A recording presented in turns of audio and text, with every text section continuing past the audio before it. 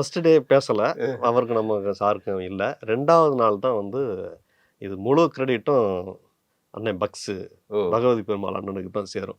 Okay. அவர்தான் போய் சும்மா பக்கத்துல போய் உட்காரலாம் ஓகே. அப்படிங்கும்போது சார் பார்த்துட்டு திரும்பி பார்த்துட்டு, "இவர் கோடாங்கி தானே பயங்கரமான ஃபேமஸான ஆள் ஆச்சேன்னு" ஒரு வார்த்தை சொன்னாரு. ஓ!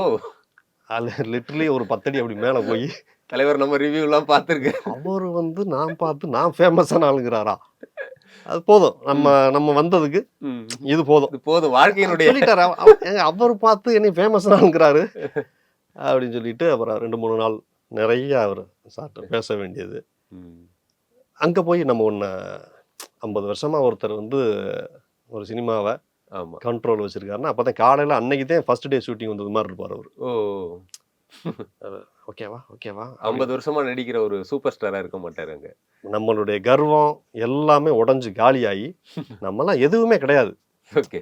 50 வருஷமா இருக்கிறவரு, 50 வருஷம் ரூல் பண்ணிக்கிட்டு இருக்கவரு, ம். அன்னைக்கு தான் ஏதோ "சார் ஒரே ஒரு சீன் குடுங்க சார்" அப்படின்னு சான்ஸ் கேட்டு வந்த நடிகர் மாரி அவரு அத வந்து பண்ணுவாரு. இருப்பாரு அவரு.